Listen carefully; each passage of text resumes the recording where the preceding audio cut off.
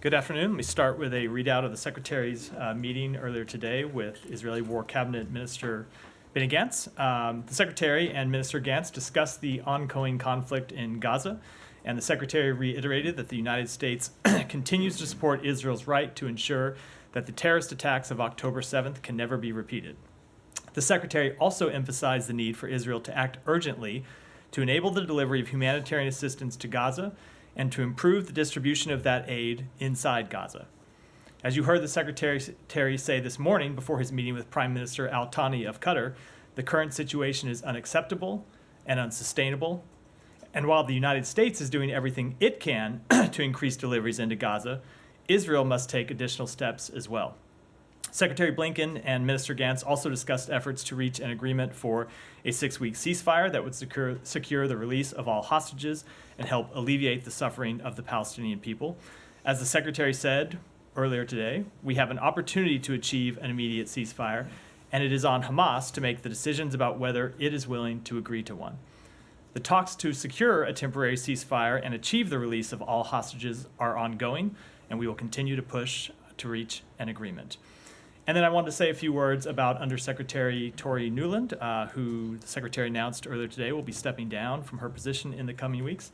As the Secretary said in his statement, Tori has an unmatched capacity to wield the full toolkit of American diplomacy to advance our interests and values. She's had almost every job in this department. I shouldn't say almost every job, but most jobs in this department, including this very job here. And I will say, just speaking first personally, I first got to know Toria during at the early days of Russia's full-scale invasion of Ukraine. And the thing that struck me about her from day one was her clarity of purpose and clarity of voice, which I know all of you probably remember well from her, at least Matt remembers well from her time at this podium. So I know I speak for everyone in the department in saying we will miss her greatly, but we congratulate her on an extraordinary career. And with that, Okay. Matt. Well, maybe you could get her down here to give us a farewell. One last briefing for old Yes, time's sake. exactly. I'm sure she would love to argue with you for Yeah. an extended. I probably not, but still, it would be interesting to hear her, her thoughts on leaving. Anyway, on the meetings this morning with both the Qataris and Gantz. When you say that you continue to support Israel's right to ensure that the events of October 7th can never happen again, when you say that, does that mean that you agree with the Israeli idea that Hamas completely eliminated, eradicated, killed? So we support Israel in defeating Hamas, and to unpack that a little bit, I've said a little bit about this from the podium before. There are military objectives that Israel is trying to accomplish when it comes to defeating Hamas, and we support those military objectives. But then we're also going to have to defeat the ideology behind Hamas, and that is not something that can be accomplished on the battlefield. It's something that we have learned in the United States in our long history with counterterrorism, that you cannot defeat an idea on the battlefield. You can defeat a terrorist group on the battlefield, but ultimately you have to beat that idea with a better idea. So we support their campaign to defeat Hamas, but we also support a broader political resolution that will address the legitimate aspirations of the Palestinian people. Well, do you think at the moment that the Israeli strategy is actually helping to defeat the ideology, or is it not? I think we are in the middle of a military campaign, and it's not the right time to offer assessments about the broader struggle. But we've spoken out many times to say that Israel has to be careful that in achieving a tactical victory, it doesn't endure a strategic defeat. And it remains our advice to them not to do that. Okay, and then just in terms of the negotiations that are going on, I don't know if Minister Gantz is completely up to date on the latest of it, but presumably Sheikh Mohammed is, since his country is brokering them. What sense did you get, other than the ball is in Hamas's court? Are the differences that still exist surmountable, or are they impossible? So the Secretary did discuss those ongoing negotiations, both with Prime Minister Al-Thani and with Minister Gantz. And I'm not going to get into this won't surprise you because I've said it many times. I'm not going to get into the underlying details of the conversation and the negotiations. In our view, the obstacles are not surmountable. Not insurmountable. Are not insurmountable. Excuse me. In our view, should be possible to reach an agreement.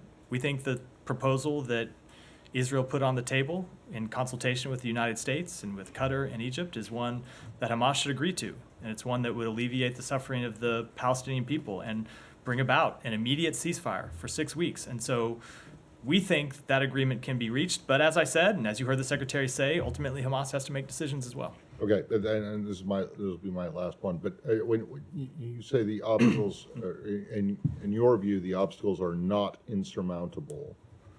One of the things that you have said repeatedly, over and over again, is that Hamas could end this right now by just surrendering, laying down all their weapons. Clearly, that's not going to happen. So is that not an obstacle that you are putting into the calculus now? I think we're a little bit conflating two things. They could end this entire conflict, right? We don't need a temporary ceasefire. Hamas would lay down their weapons and stop fighting. You could have a permanent ceasefire because Israel would have accomplished its military objectives. With respect to the temporary ceasefire that we are trying to achieve, we very much think that an agreement is reachable. So you don't think that Hamas has to lay down its weapons and surrender in order to get a temporary? To get a temporary ceasefire, no. Obviously, we would support them laying down their weapons and reaching ending this conflict. But that is not what we're that is not what we're discussing with respect to a 6 week ceasefire. Thank you. Yeah, Sean. Just some comments in the past couple of hours. One by Hamas saying that this negotiations can't last indefinitely, and then the President Biden saying that it's dangerous not to have a ceasefire in place by Ramadan. Is there a sense that the clock is ticking for this? That I know you say that's as soon as possible, but is there a sense that this is basically not necessarily now or never, but that we really need to get it before Ramadan? I would not put it that way. The clock is always ticking, but the clock is not ticking because of in my view, because of Ramadan coming up. The clock is ticking because every day people are suffering. Innocent Palestinians are suffering, and the hostages are suffering. So the clock is always ticking because we want to end that suffering of both hostages and innocent Palestinians as soon as possible. And so we would like to have gotten an agreement last week. We would like to get an agreement today. We would like to get an agreement by Ramadan or even before that. So the clock is really not related to Ramadan, but related to the ongoing suffering that we are trying to bring to a close. Come to the humanitarian situation, which you described as unacceptable and unsustainable. Your colleague John Kirby yesterday in a briefing talked about. I was asked about what's preventing more aid from getting into Gaza. Talked about there have been some inorganic obstacles thrown up.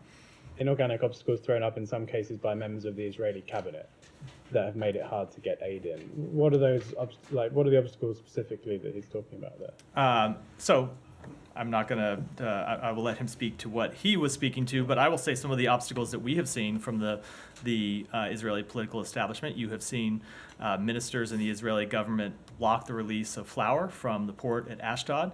You have seen ministers of the Israeli government supporting protests that blocked aid from going in to Kerem Shalom. So all of those things are obstacles coming from ministers inside the Israeli government that we have called out, that we have said are unacceptable, and that we have said should end. Does that include the refusal to open the Erez crossing or another crossing in the north? We want to see another crossing open, and it's something we're engaged with quite directly with the Israeli government, and that includes in the conversation that the Secretary had with Minister Gantz today. He was quite direct and quite frank about the seriousness of the situation on the ground and the fact that it is incumbent on everyone involved to do more to get aid in urgently, as soon as possible. I want to ask about how this relates to the Foreign Assistance Act, 1961, I believe. That has a part of the act that basically says no assistance shall be furnished to countries that prohibit or otherwise restrict the transport delivery of U.S. humanitarian assistance. Is Israel in breach of that? I will have to go back and look at the language of that text. It's not something that I've spent a lot of time looking at, but we are always engaged with Israel, as we are with all countries, about their need to fulfill all U.S. statutory requirements, and we have not made an assessment that Israel is in breach of any such statutory requirements at this time. Is this building working on an assessment that would determine whether that's happening? I don't have any such assessment to read out at this time. Sure. Yeah, go ahead. Thank you, Matt. On the questions raised by Matt and Sean and Simon, on the stated goals by Israel when this war began, they were actually for decapitation of Hamas, hunting the leadership, freeing the hostages, and changing the regime. Those were the ones that they were stated.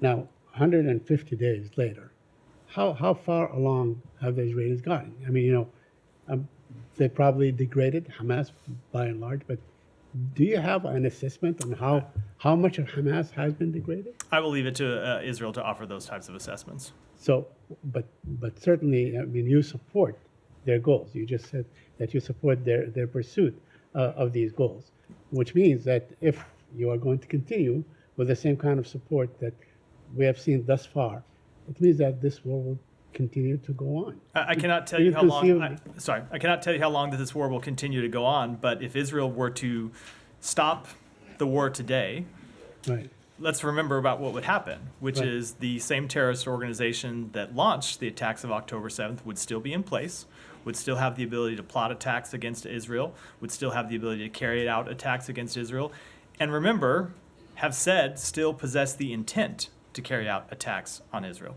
Yeah, but you also said you cannot so easily defeat an idea, basically. And this idea was spawned by the occupation, by repression. I mean, it could happen in the West Bank, where we see a very heavy-handed Israeli occupation. It could happen elsewhere. So, I mean, how could you overcome that without offering the Palestinians something tangible that they can hang on to? So a few things. One, obviously, the conflict and the dispute between Israel and the Palestinian people goes back decades. Two, there's nothing in that conflict, nothing in the months, years, decades leading up to October 7th that justified the violence of October 7th. And then three, I think you are well aware that we believe the ultimate way to resolve the long-standing conflict between Israel and the Palestinian people is the establishment of an independent Palestinian state with real security guarantees for Israel, and that's what we're working to try to achieve. If you allow me, just a couple more. By the way, on the aid, can you update us on the whereabouts of Mr. David Satterfield and what is he doing? I don't know where he is today. I haven't talked to him today. All right. I wanted to ask you about UNRWA. I mean, I asked yesterday, but if I know that the U.S. is trying to encourage other donors to be generous and so on, but thus far there is no. Has there been any clarification on where you stand as far as the investigation that is ongoing, or when are you likely to resume So the aid? So there has been no change in our status since you asked me the same question yesterday, Yesterday, that's right. which is Right. both of the investigations that the United Nations are conducting are ongoing, and we are not able to make a change in our status, or not able to make either an underlying factual assessment or determine how that factual assessment would affect our status until those investigations are completed, which they, because, as of yet, are not. I know I asked about this yesterday, but millions of Palestinians depend on UNRWA aid daily, every day. I mean, they don't wait for policies to be investigated and so on and so on. They still need it, and these people are, by and large, they are in dire need. And we fully agree with that. As you've said, as you've heard me say many times, you've heard the Secretary say, we support the work of UNRWA. And while we are exploring other options to get food assistance into the Palestinian people, while our funding of UNRWA is paused, we are also in conversations with other international partners about the ways that they can fill gaps. Remember, our funding that we suspended, we weren't due for another large payment until June. That's still several months away. So we are working to do everything we can to make sure that the delivery of humanitarian assistance into Gaza, and then the really important role that UNRWA plays in ensuring that that aid is distributed inside Gaza, can continue, and in fact not just continue but be improved. Thank you. Go ahead. A couple of questions. Hungary finally signed the ratification for Sweden's membership. Do you expect depositing the instrument of ratification this week? So we have not yet received the instrument. It was just signed this morning. We do expect it to be delivered to Washington in the coming days, and for Sweden's accession to NATO to be completed. But I don't have exact timing to provide today. On that line, there are reports that Prime Minister Orban will meet with former President Trump in Mar-a-Lago this week. They're very concerned about it. I don't have any comment on the Prime Minister's Thank you. purported Moving meetings. to Ukraine, if I may. May I get your thoughts on the ICC arrest warrant today for Russian military commanders? Yeah, so we have seen the news that the ICC issued arrest warrants for Sergei Kobyach and Viktor Sokolov for alleged war crimes and crimes against humanity. The United States supports a range of international investigations into Russia's atrocities in Ukraine, including the one conducted by the ICC, but we do not weigh in on each decision and development as part of those investigations. And separately, have you seen so-called Medvedev map on social media? What do you make of it? I think I saw a tweet related to it. I didn't look at the map, so I don't have a comment on it unless you'd like to enlighten me about what it shows. I can imagine. And finally, you start up with Secretary Toria. I just want to remind you that she, last month, she was in Kiev, and she made a statement saying that 2024 will bring certain solid successes on the battlefield. And she said, I'm quoting, Putin is going to get some nice surprises on the battlefield.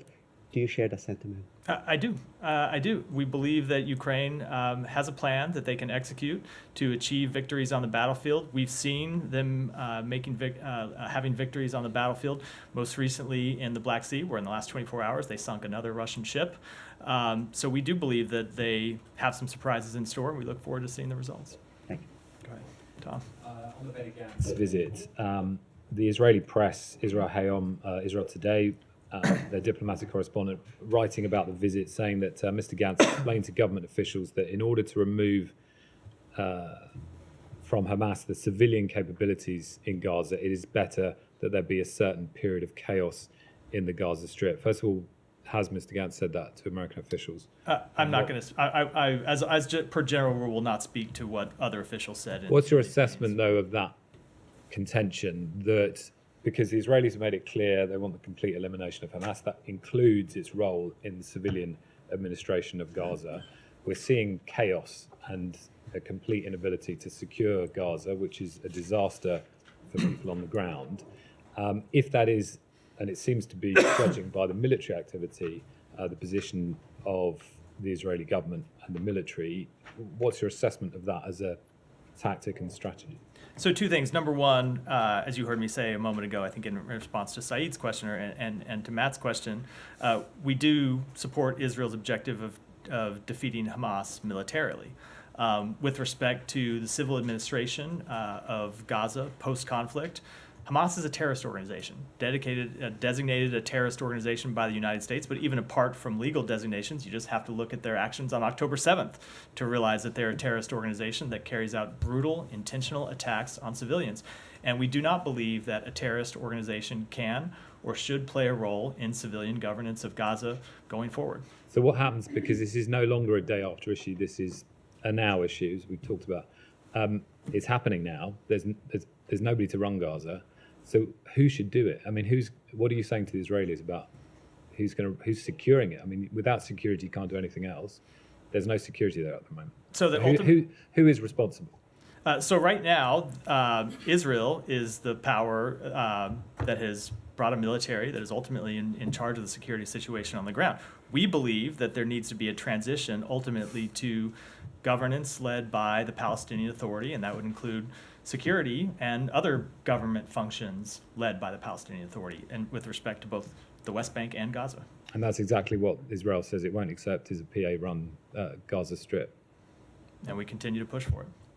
Yeah, go ahead. Thanks, Matt. Staying on the region, also on Benny Gantz's visit, as we all know, he spent several hours at the White House yesterday. He's met with the secretary this morning. There's been some reporting that Gantz was surprised at the strength of criticism that he faced about the humanitarian situation when speaking to the Biden administration, and I was wondering if you are able to comment at all on whether that seems accurate, given that he's met with the secretary this morning.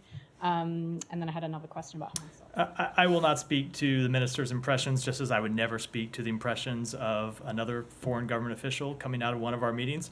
But I can say the secretary was quite direct and quite frank in his conversations today about the urgency of addressing the humanitarian crisis in Gaza, both in South and Central Gaza and also in Northern Gaza, as was brought to light so vividly and tragically last week with that terrible incident in Northern Gaza.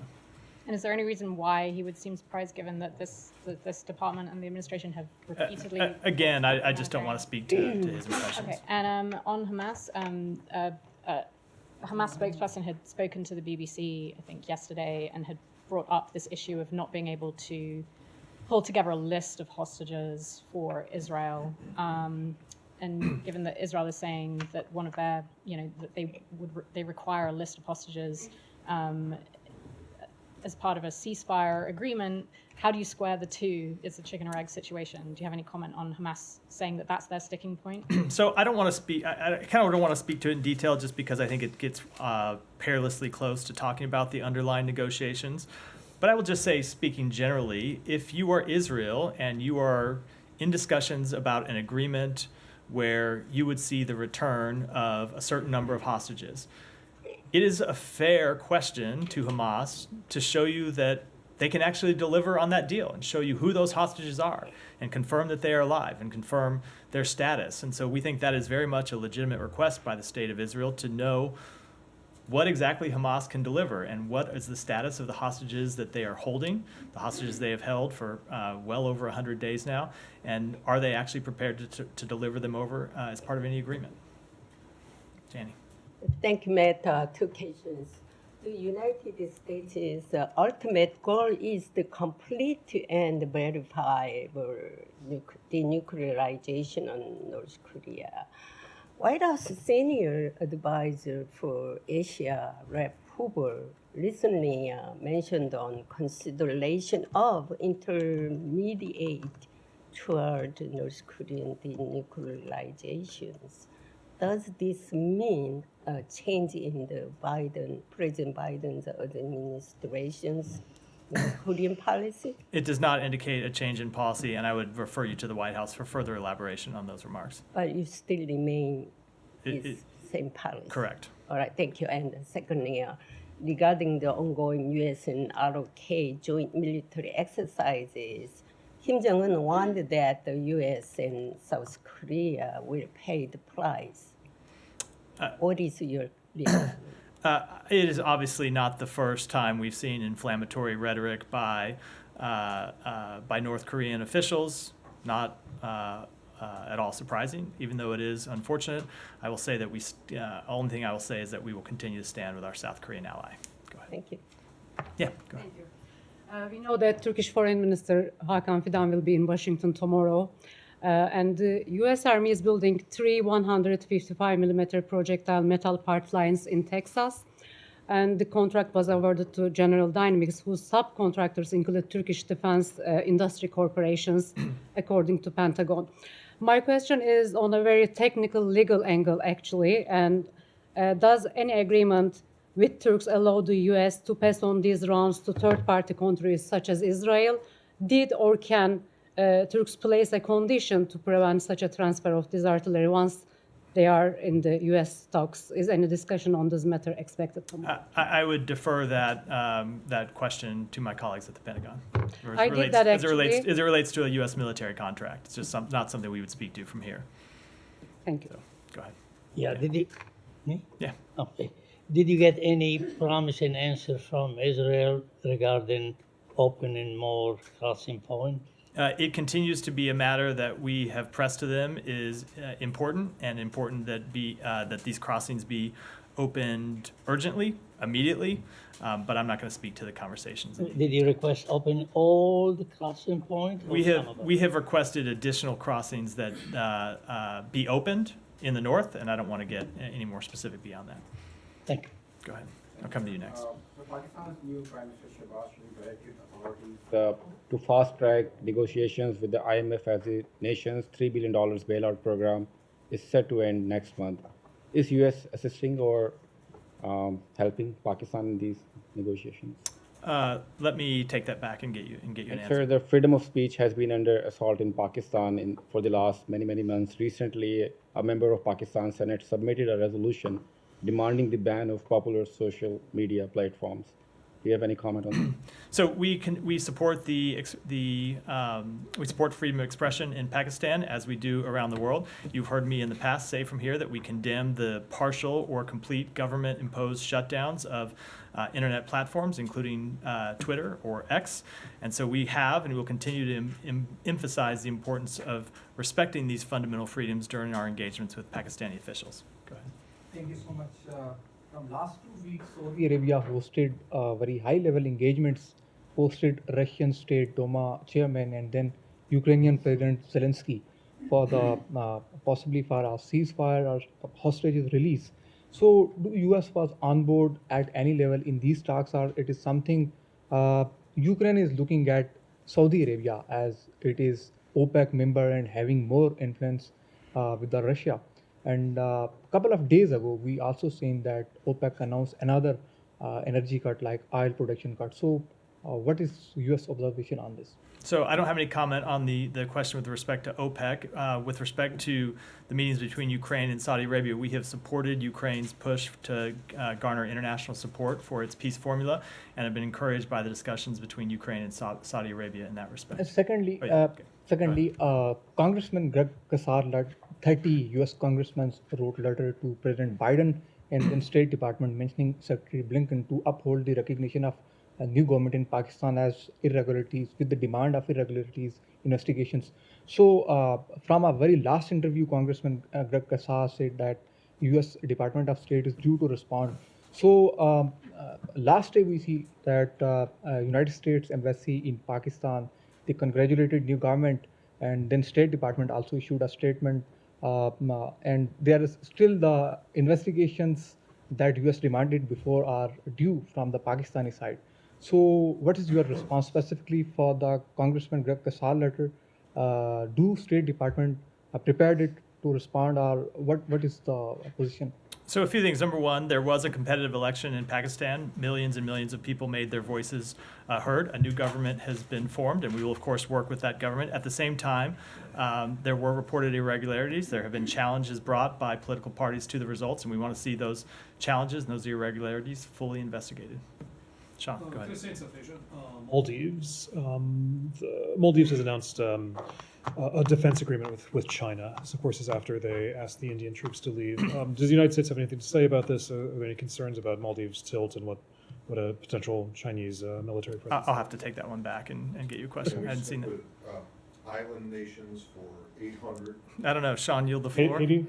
Yes. Yeah. Okay. I was going to Well, half an island at least. Part of an island.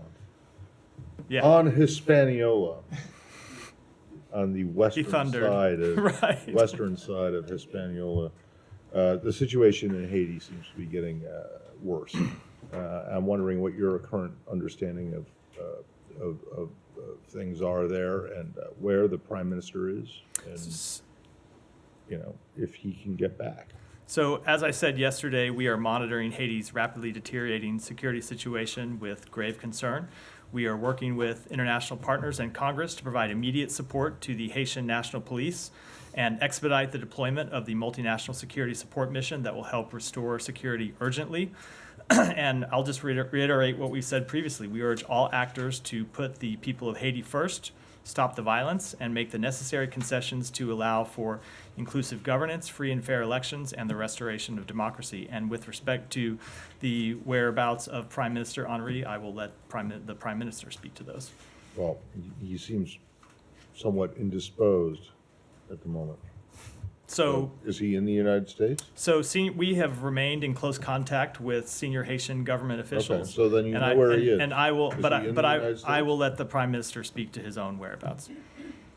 Could I follow up? Yeah. I'm just taking that. There's some of the gang leaders, one of them nicknamed Barbecue, I forget his but anyways, he's saying that basically the prime minister should be out, that there should be a change of leadership in Haiti.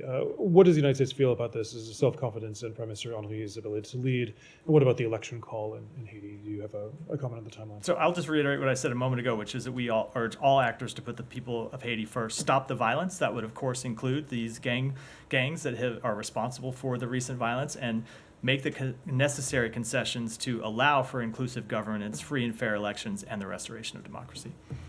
Go ahead. Oh yeah, go ahead. An archipelago. Archipelago. I'm searching my mind. Yeah, I don't comment on domestic matters, Matt. The tensions between the Philippines and China over South China Sea. The Philippines summoned China's deputy chief of mission in Manila to protest what it called aggressive actions by Chinese naval forces. Are you in discussions with the Philippines about this? Is there a possibility that these kind of actions could trigger the U.S. Mutual Defense Treaty with the Philippines? So we are in discussions with the Philippines about this matter. The latest actions, which are just the most recent in a series of provocative actions by the PRC, demonstrate once again a reckless disregard by the PRC for the safety of Filipinos and also for international law. By impeding the safe operation of Philippine vessels carrying provisions to Filipino service members stationed at 2nd Thomas Shoal, the PRC interfered in lawful Philippine maritime operations and in Philippine vessels' exercise of high seas freedom of navigation. And I will just say that the United States stands with our Philippine allies in the face of these dangerous and unlawful actions. And with respect to your question, Article 4 of the 1951 U.S.-Philippines Mutual Defense Treaty extends to armed attacks on Philippine armed forces, public vessels, or aircraft, including those of its Coast Guard, anywhere in the South China Sea. Do these constitute armed attacks? I think it was water cannon and collisions of boats. I'm not going to speculate or get out ahead of any discussions in this regard. Go ahead. Thanks, Matt. I have a question actually about a statement from a group of UN experts today. Among the things that they said are that 15 children have died of starvation at Kamal Adwan Hospital in northern Gaza, appearing to corroborate earlier reporting from the Gaza-based health ministry.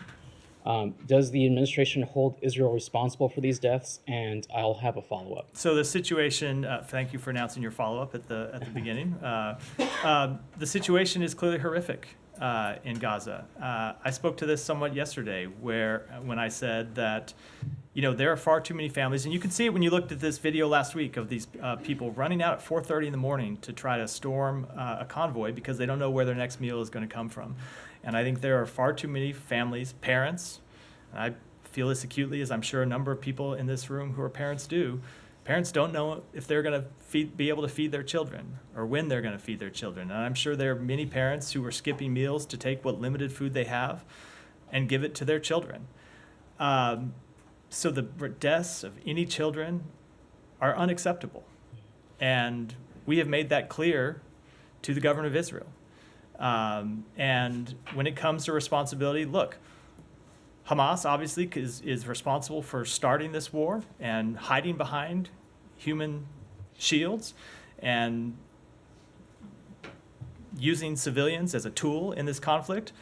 But Israel needs to do more to ensure that food gets in to address the very real, dire humanitarian needs of the Palestinian people. Well, those same experts in that statement said, and I'm going to quote here, Israel systematically denies and restricts the entry of humanitarian aid into Gaza by intercepting deliveries at checkpoints, bombing humanitarian convoys, and shooting at civilians seeking humanitarian assistance. Is that an assessment with which you agree? So Israel is letting humanitarian assistance go in through checkpoints. I don't think anyone would dispute that. Do they need to let more go in? Yes, absolutely they do. Do they need to do more to deconflict to ensure that people who are trying to get access to food and water?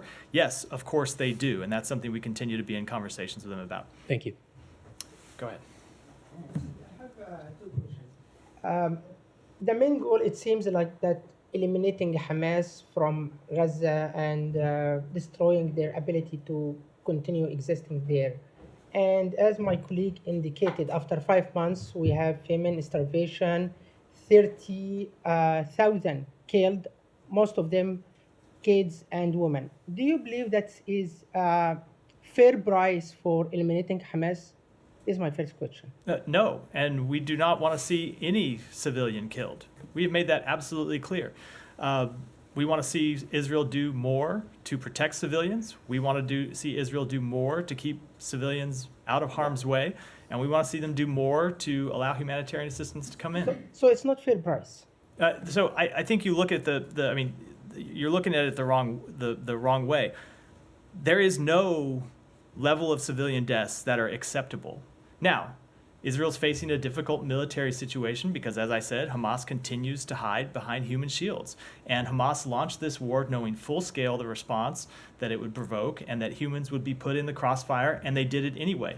Now, that doesn't alleviate Israel's burden. We don't want to see a single civilian killed, and Hamas not only could end this war by laying down its arms, Hamas could agree to a ceasefire today that would alleviate this suffering, and they have not agreed to do that. Okay, this leads to the second question. Yeah. Have you ever considered to let civilian people move from Gaza to Israel and have citizenship, like indigenous people, like same scenario in the USA, indigenous people move to their former occupied land and have a citizenship like indigenous people in the US historically, and they have a full citizenship. So they are civilian. You care about civilian. You have a very good, kind heart toward these kids and women and other civilian people. Why you don't let them move to the Israel and have a full citizenship and live as a... So what we have heard over and over again from leaders in the region, including from leaders of the Palestinian people, is that they do not want to see the forced displacement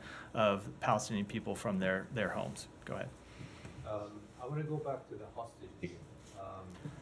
You mentioned that the list that Israel is asking for is legitimate, and Hamas should provide that list for hostages. The question is this then the sticking point that is preventing the hostage deal from moving forward and getting finalized?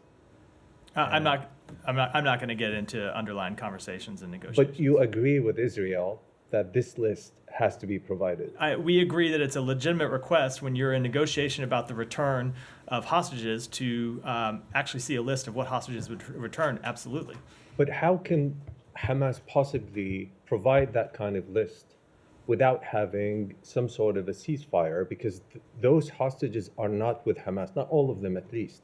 Some of them are with other factions. And there is a need for some sort of truce so that Hamas can basically search for them and find them. I think that is a question for Hamas, not for the United States. They took these hostages. No, hold on. They took these hostages. They continue to hold them. If they continue to hold them, they must know where they are.